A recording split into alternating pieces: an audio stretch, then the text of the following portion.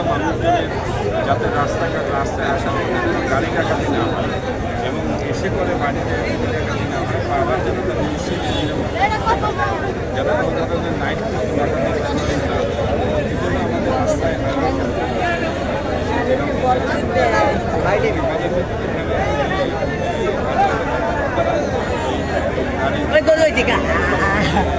জুতো দিলে আগে বাইরে দিলে তারপর